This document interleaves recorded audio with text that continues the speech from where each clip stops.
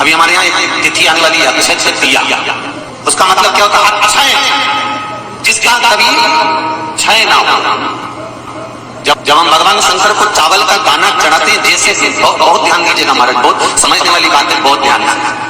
चावल का दाना हमारे मस्तक पर तिलक करने के बाद पंडित जी क्यों लगाते हैं कि भगवान जैसा समय आज चल रहा है, आप पूजन कर रहे हो, पाठ कर रहे हो, दान कर रहे हो, पुण्य कर रहे हो, सत्कर्म कर रहे हो, भजन कर रहे हो, मेरा देव अधिदेव महादेव, मेरा नारायण, मेरा सत्यनारायण भगवान, मेरा राम जी, मेरा विष्णु जी, मेरा भागवत मैया, मेरी रामायण मैया।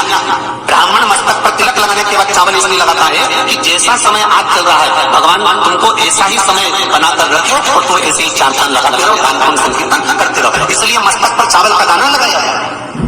तो यहाँ शिव महापुराण की कथा करी, चावल का दाना शिव जी को क्यों चढ़ाते हैं, भगवान को क्यों समर्पित करते हैं, भगवान की पूजन में अक्षत क्यों समर्पित करते हैं, चावल क्यों समर्पित करते हैं, उसका कारण क्या है? तो कहा आज मैंने जब चावल का दाना आपको समर्पित करा है, जिस भाव से, जिस विश्वास से, जिस श्रद्धा से, जिस मन से मैं आपको रिझा रही हूँ, हे भोलेनाथ मेरी ये मनोकामना पूर्ण कर इसको अक्षय कर देना, इसको अमर कर देना, बस इतनी कृपा आप लोगों से भी है। अमावस्या आ रही है, पूर्णिमा आ रही है, नवमी आ रही है, बैसाख की तीज आ रही है, अक्षय तृतीया। सत्तू का प्रयोग अवश्य करना, करोगे ना? उसका दान अवश्य करना। कोई आए उसको थोड़ा सा सत्तू अवश्य खिलाना। 3 चीजें होती हैं सत्तू में, गेहूं, चने की दाल, जौ, इनको गलाया जाता है। रात भर गलाने के बाद इसको फिर सेका जाता है, सेक कर पिसाया जाता है, फिर उसका प्रयोग किया जाता है। महाराज चाहे फिर उसको घोल करा शक्कर के साथ, गुड़ के साथ, नमक के साथ, जीरे के साथ, पुदीना के साथ, जिसके साथ तुम्हें खाना है वो तुम्हारे ऊपर, पर दान करना सत्तू का जरूर है। एक चुटकी मात्र भी अगर सत्तू आपने दान किया है बैसाख महीने में, उसका फल जरूर मिलेगा, जरूर करना। हमने भी विचार करा है, जितने लोग ऑनलाइन दान कर रहे हैं, दान सहयोग राशि अकाउंट में डाल रहे हैं या सहयोग दे रहे हैं, तो अमावस्या, नवमी और पूर्णिमा को भी कुबेरेश्वर धाम में जितने भी भगत आते हैं उनको सत्तू का ही प्रसाद वितरण किया जाएगा। जो लोग दान दे रहे हैं उनके सहयोग से ही ये क्रम किया जाएगा। प्रयास शिव उपासना, शंकर का भजन। महाराज स्कंद पुराण में उठाकर पढ़ना कि आखिर मिट्टी के पात्र का जल बैसाख के महीने में शंकर को क्यों चढ़ाया जाता है।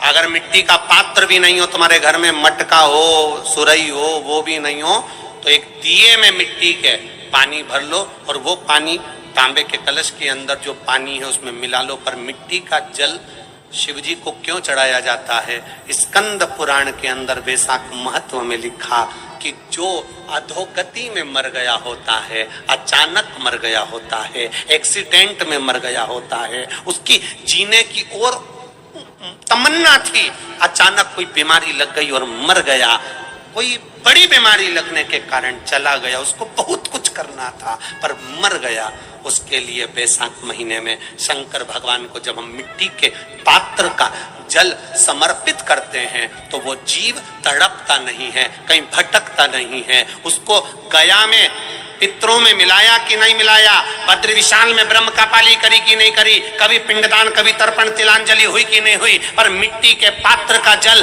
बैसाख महीने में जाता है तो वो जीव कहीं पर भी हो उसकी मुक्ति हो जाती है, उसका मोक्ष हो जाता है। मिट्टी का कोई पात्र नहीं, कोई तारवन नहीं, तो आप दिए के अंदर भी जल भरकर उसको तांबे के लोटे में मिलाकर शिव जी को चढ़ा सकते हो बैसाख महीने में।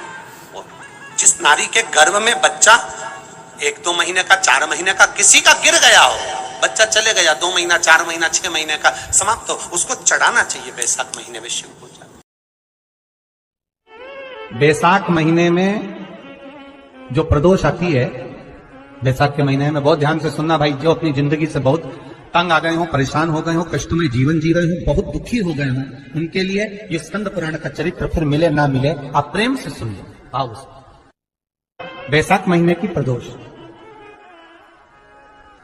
प्रदोष काल में शाम का समय सूर्य डूब रहा हो, बस डूबा ही हो, और उस समय पर सूर्य के डूबन के तुरंत बाद बाबा को धतूरे के साथ में बेलपत्री ना चढ़ाते हुए बेलपत्री के वृक्ष के 7 कांटे बाबा के शिवलिंग पर समर्पित करे जाते हैं। महाराज अपनी जिंदगी में अड़चनों को हटाने के लिए फिर आप जिस व्यापार में उतरे, जिस व्यवसाय में उतरे, जिस नौकरी में उतरे, आप दिल से करें, आपको तरक्की मिलेगी। आप हार नहीं सकते, नीचे नहीं आ सकते, उन्नति पर ही चढ़ेंगे।